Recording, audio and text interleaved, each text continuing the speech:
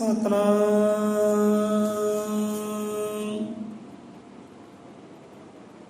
ਗਿਆਨਨਾਥ ਜੀ ਸਤਿਗੁਰ ਸੱਚਾ, ਜਗਤ ਜਲੰਦਾ ਠਾਰਨਹਾਰ। ਧਰ ਕੇ ਧਿਆਨ ਜਿਦਾ ਜਗਿਆਸੋ, ਹੁੰਦੇ ਜਾਣ ਪਵ ਜਲ ਪਾਰ। ਪੂਰਨਿਮਾ ਵੈਸਾਖ ਹੈ, ਮੇਖ ਰਾਸ ਵਿੱਚ ਆਏ ਹਮੇਸ਼। ਉਸ ਪ੍ਰਾਣੀ ਦੇ ਖੁਸ਼ੀਆਂ ਗਿਰਦੇ, ਜਿਸ ਦੇ ਹਿਰਦੇ ਗੁਰੂ ਪਰਵੇਸ਼। ਜੋ ਬੋਲੇ ਸੋ ਨਿਰਭੈ, ਅਜ਼ਰ ਅਮਰ ਤ੍ਰਿਕਾਦਰਸ਼। ਸ੍ਰਿਸ਼ਟੀ ਕਰਤਾ ਵਾਲਮੀਕ ਦਇਆਵਾਨ, ਜੀ ਕੀ ਜੈ ਸਾਹਿਬ ਸਤਿਗੁਰੂ ਗੁਰੂ ਗਿਆਨ ਨਾਥ ਮਹਾਰਾਜ ਜੀ ਕੀ ਜੈ। ਸ਼ਬਦ ਗੁਰੂ ਕੀ ਜੈ।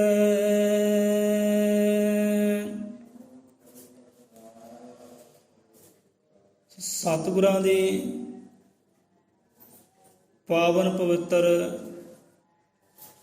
ਹਜ਼ੂਰੀ ਵਿੱਚ ਬੈਠੇ ਸਿੱਖ ਸੇਵਕਾਂ ਨੂੰ ਕੋਟि ਕੋਟि ਪ੍ਰਣਾਮ। ਸੋ ਆਓ ਸੰਗਤ ਜੀਓ, ਵਿਸਾਖ ਮਹੀਨੇ ਦੀ ਜੋ ਵਿਚਾਰਧਾਰਾ ਆਰੰਭ ਹੋਈ ਸੀ, ਉਹਨਾਂ ਦੀਆਂ ਲਾਸਟ ਪੰਕਤੀਆਂ ਨੂੰ ਵਿਚਾਰ ਕਰਦੇ ਹਾਂ, ਸਰਵਣ ਕਰਦੇ ਹਾਂ ਕਿ ਸੰਤ ਪੁਰਖ ਸਾਨੂੰ ਕੀ ਸਮਝਾਉਂਦੇ ਨੇ, ਮਹਾਰਾਜ ਸਾਨੂੰ ਕੀ ਸਮਝਾ ਰਹੇ ਨੇ। ਆਓ ਕਰੀਏ ਧਾਰਨ। ਤਾਂ ਸਭ ਤੋਂ ਪਹਿਲਾਂ ਸਾਧ ਸੰਗਤ ਜੀਓ,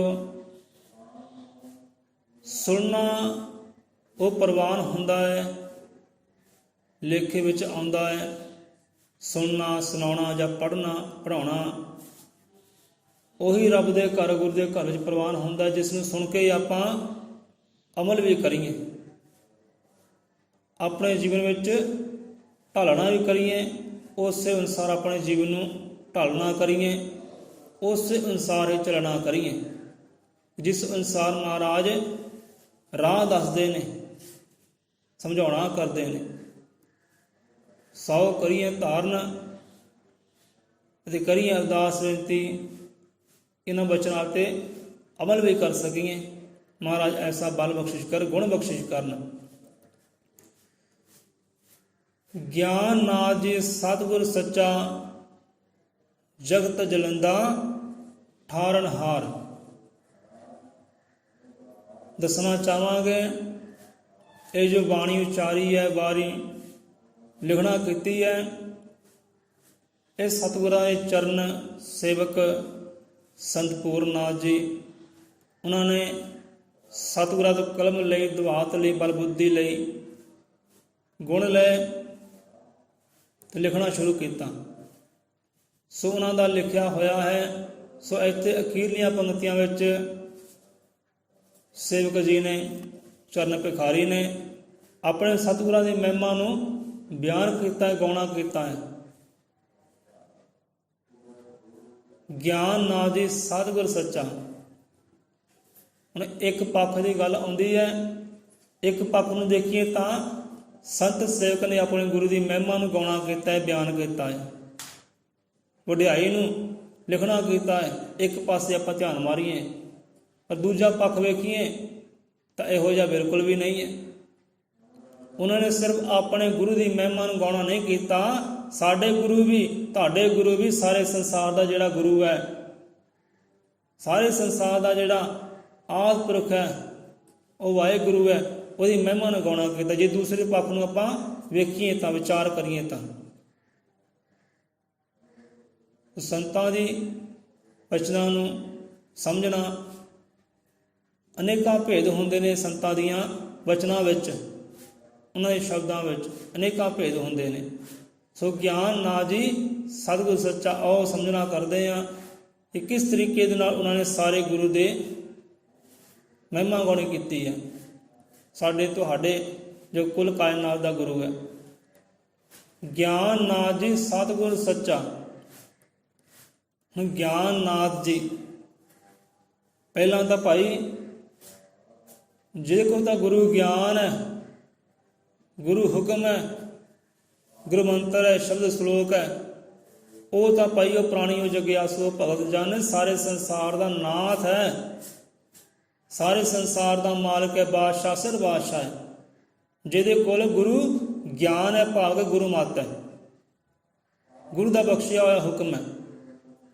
ਉਹ ਜਗਿਆਸੂ ਜਨ ਭਗਤ ਜਨ ਸਾਰੇ ਸੰਸਾਰ ਦਾ ਨਾਥ ਹੈ ਭਾਈ, ਜਿਹਦੇ ਕੋਲ ਗੁਰੂ ਗਿਆਨ ਹੈ। ਹੁਣ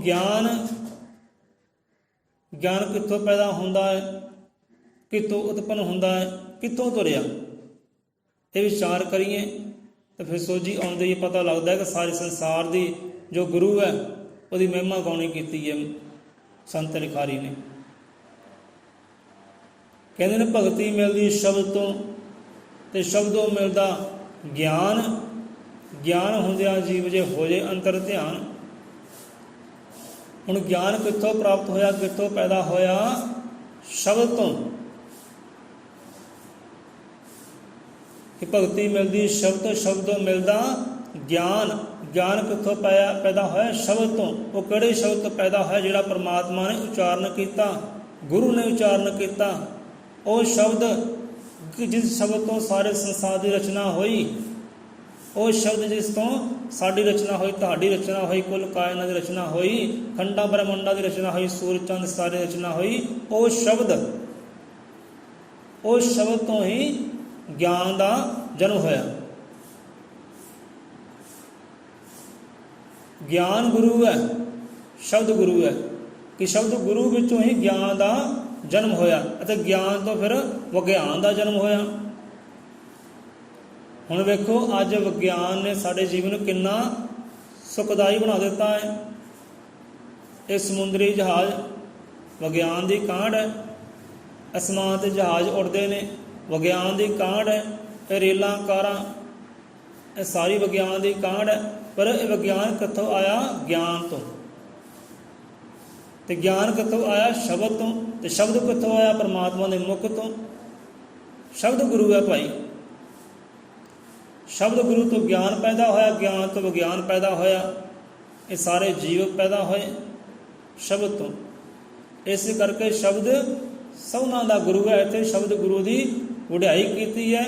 ਉਹ ਜੋ ਗਿਆਨ ਸਾਰੇ ਸੰਸਾਰ ਦਾ ਗੁਰੂ ਹੈ, ਉਹ ਗਿਆਨ ਦੀ ਵਡਿਆਈ ਕੀਤੀ ਹੈ ਸੰਤਾਂ ਨੇ। ਗਿਆਨ ਨਾ ਜੀ ਸਤਿਗੁਰ ਸੱਚਾ।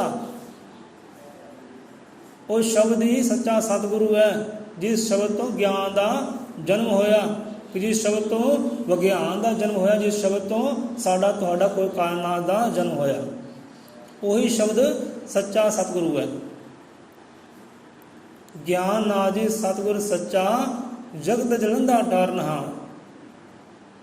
ਹੁਣ ਉਹੀ ਗਿਆਨ, ਉਹੀ ਸ਼ਬਦ ਜਿਹੜਾ ਸਾਡੇ ਮਨ ਦੀਆਂ ਤਪਸਾਂ ਨੂੰ ਠਾਰਨਹਾਰ ਹੈ, ਇਹ ਦੁੱਖਾਂ ਸੰਕਟਾਂ ਨੂੰ ਠਾਰਨਹਾਰ ਹੈ। ਉਹੀ ਸ਼ਬਦ, ਉਹੀ ਗਿਆਨ। ਹੁਣ ਵੇਖੋ ਸ਼ਰਧਾ ਕਰਕੇ ਇਨਸਾਨ ਜਿਹੜਾ ਭਟਕਦਾ ਹੈ, ਤੇ ਗਿਆਨ ਕਰਕੇ ਬੰਦਾ ਟਿਕਾਓ ਵਿੱਚ ਆਉਂਦਾ, ਟਿਕਦਾ ਹੈ। ਕੱਲੀ ਸ਼ਰਧਾ ਕਰਕੇ ਬੰਦਾ ਦੁਖੀ ਹੁੰਦਾ, ਪਰੇਸ਼ਾਨ ਹੁੰਦਾ, ਦਰਦ ਦੀਆਂ ਠੋਕਰਾਂ ਖਾਂਦਾ, ਤੇ ਗਿਆਨ ਕਰਕੇ ਬੰਦਾ ਟਿਕਦਾ ਹੈ, ਤੇ ਗਿਆਨ ਕਰਕੇ ਸੁੱਖ ਪਾਉਂਦਾ ਹੈ, ਆਨੰਦ ਪਾਉਂਦਾ ਹੈ, ਪਾਰ ਬ੍ਰਹਮ ਪਰਮੇਸ਼ਵਰ ਨੂੰ ਪਾਉਂਦਾ ਹੈ। ਗਿਆਨ ਕਰਕੇ। ਗਿਆਨ ਜੀਵਨ ਦਾ ਆਧਾਰ ਹੈ, ਸਾਡੀ ਤੁਹਾਡੀ ਪਹਿਚਾਣ ਹੈ ਗਿਆਨ।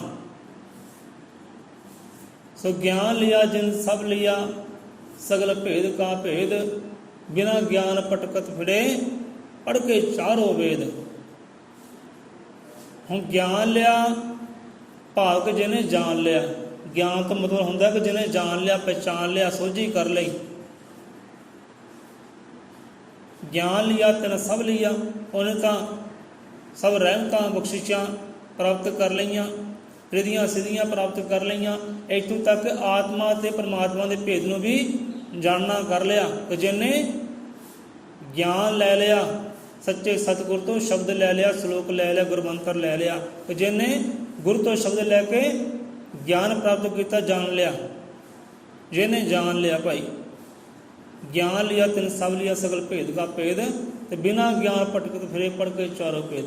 ਜਿਹਨੇ ਭਾਈ ਜਾਣਿਆ ਨਹੀਂ, ਪਛਾਣਿਆ ਨਹੀਂ, ਗਿਆਨ ਨਹੀਂ ਲਿਆ ਸੱਚੇ ਸਤਿਗੁਰ ਤੋਂ, ਉਹ ਅੱਜ ਵੀ ਭਟਕ ਰਹੇ ਨੇ ਗ੍ਰੰਥਾਂ ਵਿੱਚ, ਕਿਤਾਬਾਂ ਵਿੱਚੋਂ ਰੱਬ ਮਿਲ ਜਾਏਗਾ, ਗ੍ਰੰਥਾਂ ਵਿੱਚੋਂ ਉਹ ਗਿਆਨ ਰੂਪੀ ਪ੍ਰਮਾਤਮਾ ਮਿਲ ਜਾਏਗਾ, ਤਾਂ ਨਹੀਂ।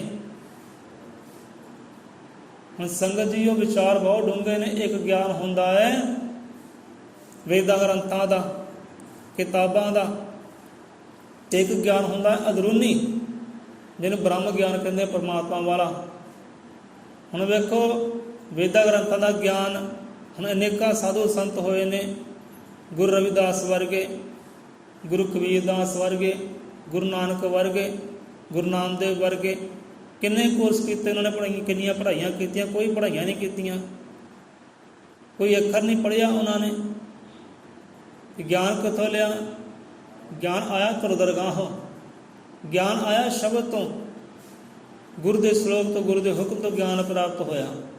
ਤਰ ਦਰਗਾਹੋਂ ਗਿਆਨ ਆਇਆ ਤੇ ਸਾਰੇ ਸੰਸਾਰ ਨੂੰ ਵੰਡਣਾ ਕੀਤਾ। ਨਹੀਂ ਤਾਂ ਉਹਨੇ ਕੋਈ ਕੋਰਸ ਪੜ੍ਹਾਈਆਂ ਸਹੀ ਕੀਤੀਆਂ ਸਨ। ਇੱਕ ਗਿਆਨ ਹੁੰਦਾ ਅੰਦਰੂਨੀ, ਜਿਹੜਾ ਅੰਦਰੋਂ ਪੈਦਾ ਹੁੰਦਾ ਹੈ। ਇੱਕ ਗਿਆਨ ਹੁੰਦਾ ਕਿਤਾਬਾਂ ਦਾ, ਵੇਦਾਂ ਦਾ, ਗ੍ਰੰਥਾਂ ਦਾ। ਹੁਣ ਇਹ ਗਿਆਨ ਫਿੱਕਾ ਪੈ ਜਾਂਦਾ ਹੈ ਉਸ ਬ੍ਰਹਮ ਗਿਆਨ ਦੇ ਅੱਗੇ, ਜਿਹੜਾ ਧੁਰ ਦਰਗਾਹੋਂ ਆਉਂਦਾ ਹੈ।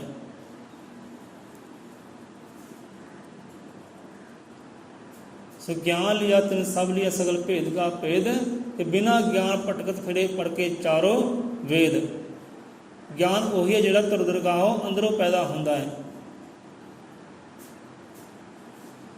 ਸੋ ਅੱਜ ਵੀ ਵੇਦਾਂ ਗ੍ਰੰਥਾਂ ਵਿੱਚ ਅਨੇਕਾਂ ਜੀਵ ਭਟਕ ਰਹੇ ਨੇ ਕਿ ਵੇਦਾਂ ਗ੍ਰੰਥਾਂ ਸਾਨੂੰ ਪ੍ਰਮਾਤਮਾ ਦੀ ਪ੍ਰਾਪਤੀ ਹੋ ਜਾਏਗੀ। ਨਹੀਂ, ਉਹ ਭਾਈ, ਉਹ ਸ਼ਬਦ ਗੁਰੂ ਤੋਂ ਹੋਣੀ ਹੈ। ਜਿਹੜੀ ਸ਼ਬਦ ਗੁਰੂ ਤੋਂ ਸਾਨੂੰ ਗਿਆਨ ਪ੍ਰਾਪਤ ਹੁੰਦਾ ਹੈ, ਉਹ ਗਿਆਨ ਰਾਹੀਂ ਅਸੀਂ ਪ੍ਰਮਾਤਮਾ ਨੂੰ ਜਾਣ ਸਕਦੇ ਹਾਂ, ਗੁਰੂ ਨੂੰ ਜਾਣ ਸਕਦੇ ਹਾਂ।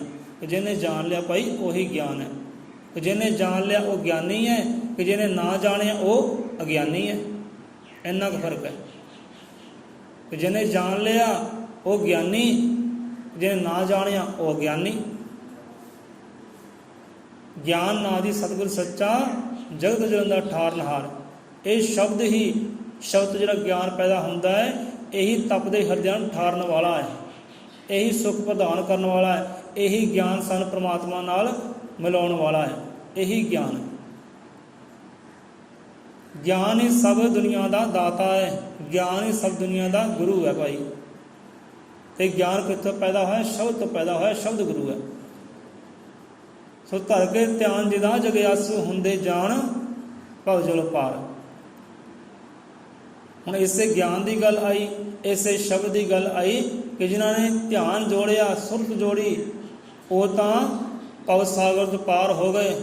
ਇੱਥੇ ਬਾਹਰਲੇ ਸਾਗਰ ਨਹੀਂ, ਜਿਹੜੇ ਕਿਨਾਰੇ ਤੱਕ ਭਰੇ ਹੋਏ ਨੇ ਭਾਈ, ਉਹ ਸਾਗਰ ਭਾਗ ਗਰਭ ਦਾ ਸਾਗਰ, ਇਹ ਜਨਮ ਮਰਨ ਦਾ ਸਾਗਰ, 84 ਦਾ ਚੱਕਰ, ਉਹ ਸਾਗਰ ਦੀ ਗੱਲ ਆਈ ਹੈ। ਗਿਆਨ ਨਾਂ ਦੀ ਸਤਿਗੁਰ ਸੱਚਾ, ਜਗਤ ਜਲੰਦਾ ਠਾਰਨਹਾਰ। ਧਰ ਕੇ ਧਿਆਨ ਜਿਦਾ ਜਗਿਆਸੂ ਹੁੰਦੇ ਜਾਣ, ਭਵ ਜਲ ਪਾਰ। ਹੁਣ ਧਿਆਨ ਧਾਰਨ ਵਾਲੀ ਅਵਸਥਾ ਵਿੱਚ ਜਾਣਾ ਹੈ। ਇੱਥੇ ਹੀ ਬਹੁਤ ਵੱਡਾ ਵਿਚਾਰ ਬਣਦਾ ਹੈ। ਪ੍ਰਮਾਤਮਾ ਵਾਲਮੀਕ ਮਹਾਰਾਜ ਸਾਰਾ ਦੱਸਦੇ ਨੇ ਬਾਣੀ ਵਿੱਚ ਕਿ ਗਿਆਨ ਅਵਸਥਾ ਵਿੱਚ ਜਾਣ ਲਈ ਬਹੁਤ ਲੰਬਾ ਪੈਡਾ ਕਰਨਾ ਪੈਂਦਾ ਹੈ, ਬੜੇ ਦੁੱਖ ਸਹਿਣੇ ਪੈਂਦੇ ਨੇ, ਬਹੁਤ ਸਾਵਧਾਨੀਆਂ ਵਰਤਣੇ ਪੈਂਦੀਆਂ ਨੇ। ਤੇ ਨਾਲ ਮਹਾਰਾਜ ਹੱਲ ਵੀ ਦੱਸਦੇ ਨੇ ਕਿੱਦਾਂ ਪਹੁੰਚਣਾ ਹੈ ਉੱਥੇ, ਕਿੱਦਾਂ ਤੁਸੀਂ ਪਹੁੰਚ ਸਕਦੇ ਹੋ ਧਿਆਨ ਅਵਸਥਾ ਵਿੱਚ। ਹੁਣ ਧਿਆਨ ਜਿਹੜਾ ਬਹੁਤ ਮਹੱਤਵ ਰੱਖਦਾ ਹੈ ਇਨਸਾਨੀ ਜਾਮੇ ਦੇ ਵਿੱਚ, ਇਨਸਾਨੀ ਜੀਵਨ ਦੇ ਵਿੱਚ ਬਹੁਤ ਧਿਆਨ ਮਹੱਤਵ ਰੱਖਦਾ ਹੈ। ਹੁਣ ਵੇਖੋ, ਬੈਠੇ ਆਪਾਂ ਬਾਣੀ ਦੀ ਹਜ਼ੂਰੀ ਵਿੱਚ ਆ, ਬੈਠੇ ਸਤਸੰਗ ਵਿੱਚ ਆ, ਤੇ ਸਾਡਾ ਧਿਆਨ ਹੋਵੇ ਘਰ ਦੇ ਵਿੱਚ, ਸੁਰਤ ਹੋਵੇ ਘਰ ਦੇ ਵਿੱਚ, ਇੱਦਾਂ ਪਾਰ ਉਤਾਰੇ ਨਹੀਂ ਹੁੰਦੇ। ਸਾਡਾ ਧਿਆਨ, ਸਾਡੀ ਸੁਰਤੀ ਗੁਰੂ ਦੇ ਸ਼ਬਦ ਵਿੱਚ ਹੋਵੇ, ਗੁਰੂ ਦੇ ਹੁਕਮ ਵਿੱਚ ਹੋਵੇ, ਉਹਦੀ ਮਹਿਮਾ ਵਡਿਆਈ ਵਿੱਚ ਹੋਵੇ, ਫਿਰ ਧਿਆਨ ਅਵਸਥਾ ਵਿੱਚ ਬੰਦਾ ਜਾਂਦਾ ਹੈ। ਬਹੁਤ ਔਖਾ ਜਾਣਾ ਹੈ ਧਿਆਨ ਅਵਸਥਾ ਵਿੱਚ। ਸੋ ਇੱਥੇ ਪ੍ਰਮਾਤਮਾ ਵਾਲਮੀਕ ਮਹਾਰਾਜ ਸਮਝਾਉਣਾ ਕਰਦੇ ਨੇ ਜੀਵ ਨੂੰ ਕਿ ਇਹ ਜੀਵ ਜੇ ਬ੍ਰਹਮਾ ਵਿਸ਼ਨ ਮਹੇਸ਼ ਤੈਨੂੰ ਪ੍ਰਤੱਖ ਹੋ ਕੇ ਦਿਦਾਰੇ ਦੇਣ, ਤੈਨੂੰ ਉਪਦੇਸ਼ ਦੇਣ, ਤਾਂ ਵੀ ਤੂੰ ਆਪਣੀਆਂ ਮਨ ਬਿਰਤੀਆਂ ਨੂੰ ਇਕਾਗਰ ਨਹੀਂ ਕਰ ਸਕਦਾ, ਮਨ ਨੂੰ ਸ਼ਾਂਤ ਨਹੀਂ ਕਰ ਸਕਦਾ। ਸੋ ਧਿਆਨ ਅਵਸਥਾ ਵਿੱਚ ਜਾਣ ਲਈ ਪਹਿਲਾਂ ਮਨ ਦਾ ਸ਼ਾਂਤ ਹੋਣਾ ਜ਼ਰੂਰੀ ਹੈ, ਮਨ ਦਾ ਇਕਾਗਰ ਹੋਣਾ ਜ਼ਰੂਰੀ ਹੈ। ਬੈਠੇ ਆਪਾਂ ਸਤਸੰਗ ਵਿੱਚ ਹੋਈਏ ਤੇ ਮਨ ਸਾਡਾ ਹੋਵੇ ਬੱਚਿਆਂ ਵਿੱਚ, ਘਰ ਦੇ ਵਿੱਚ, ਸੰਸਾਰ ਵਿੱਚ, ਇੱਦਾਂ ਧਿਆਨ ਅਵਸਥਾ ਵਿੱਚ ਜਾਣਾ ਬਹੁਤ ਮੁਸ਼ਕਲ ਹੈ, ਇੱਦਾਂ ਧਿਆਨ ਨਹੀਂ ਜੁੜਦਾ। ਬ੍ਰਹਮਾ ਵਿਸ਼ਨ ਮਹੇਸ਼ ਤੁਹਾਨੂੰ ਪ੍ਰਤੱਖ ਹੋ ਕੇ ਦਿਦਾਰੇ ਦੇਣ, ਉਪਦੇਸ਼ ਦੇਣ, ਤਾਂ ਵੀ ਤੁਹਾਡਾ ਮਨ ਸ਼ਾਂਤ ਨਹੀਂ ਹੋ ਸਕਦਾ, ਮਨ ਇਕਾਗਰਤਾ ਵਿੱਚ ਨਹੀਂ ਆ ਸਕਦਾ। ਸੋ ਧਿਆਨ ਅਵਸਥਾ ਵਿੱਚ ਜਾਣ ਲਈ ਪਹਿਲਾਂ ਮਨ ਦਾ ਸ਼ਾਂਤ, ਮਨ ਦਾ ਇਕਾਗਰ ਹੋਣਾ ਜ਼ਰੂਰੀ ਹੈ। ਉਹਦਾ ਮਹਾਰਾਜ ਹਰ ਵੀ ਦੱਸਦੇ ਕਿੱਦਾਂ ਸ਼ਾਂਤ ਹੋ ਸਕਦਾ, ਕਿੱਦਾਂ ਇਕਾਗਰਤਾ ਵਿੱਚ ਆ ਸਕਦਾ ਹੈ। ਸਤਸੰਗ ਕਹਿੰਦੇ ਬ੍ਰਹਮਾ ਵਿਸ਼ਨ ਮਹੇਸ਼ ਨਹੀਂ, ਸੰਤਾਂ ਮਹਾਂਪੁਰਖਾਂ ਗੁਰੂਆਂ ਦੀ ਸੰਗਤ ਕਰੋ, ਉਹਨਾਂ ਪਾਸੋਂ ਉਪਦੇਸ਼ ਸੁਣੋ, ਹੁਕਮ ਸੁਣੋ ਤੇ ਅਮਲ ਕਰੋ, ਸਤਸੰਗ ਗ੍ਰਹਿਣ ਕਰੋ ਤੇ ਸਭ ਤੋਂ ਉੱਤਮ ਤ੍ਰਿਸ਼ਨਾ ਦਾ ਤਿਆਗ ਕਰੋ। ਕੀਰਤਨ ਸੋਹਲੇ ਗਾਓ, ਪ੍ਰਮਾਤਮਾ ਦੀ ਵਡਿਆਈ ਗਾਓ। ਇਸ ਤਰੀਕੇ ਦੇ ਨਾਲ ਤੁਸੀਂ ਮਨ ਨੂੰ ਸ਼ਾਂਤ ਕਰ ਸਕਦੇ ਹੋ, ਮਨ ਨੂੰ ਇਕਾਗਰ ਕਰ ਸਕਦੇ ਹੋ, ਫਿਰ ਧਿਆਨ ਅਵਸਥਾ ਵਿੱਚ ਜਾ ਸਕਦੇ ਹੋ। ਜਿਹੜੇ ਧਿਆਨ ਅਵਸਥਾ ਵਿੱਚ ਜਾਂਦੇ ਨੇ ਫਿਰ ਸੁਰਤ ਜੋੜਦੇ ਨੇ ਗੁਰੂ ਦੇ ਸ਼ਬਦ ਦੇ ਨਾਲ, ਗਿਆਨ ਦੇ ਨਾਲ। ਜਿਹੜਾ ਗਿਆਨ ਫਿਰ ਉਹ ਤੋਂ ਪੈਦਾ ਹੁੰਦਾ ਹੈ, ਫਿਰ ਉਹੀ ਗਿਆਨ ਤੁਹਾਨੂੰ ਭਵ ਸਾਗਰ ਤੋਂ ਪਾਰ ਕਰਨ ਵਾਲਾ ਹੈ, ਨਾ ਕਿ ਵੇਦਾਂ ਗ੍ਰੰਥਾਂ ਦਾ ਗਿਆਨ। ਜਦੋਂ ਸੁਰਤ ਜੋੜਦੇ ਹਾਂ ਸ਼ਬਦ ਦੇ ਨਾਲ, ਧਿਆਨ ਜੋੜਦੇ ਹਾਂ ਸ਼ਬਦ ਦੇ ਨਾਲ, ਕਿ ਜਿਹੜਾ ਗਿਆਨ ਉਹ ਤੋਂ ਪੈਦਾ ਹੁੰਦਾ ਹੈ, ਉਹ ਗਿਆਨ ਨੇ ਫਿਰ ਪਾਰ ਉਤਾਰਾ ਕਰਨਾ ਤੁਹਾਡੀ ਇਸ ਜੀਵਨ ਦਾ।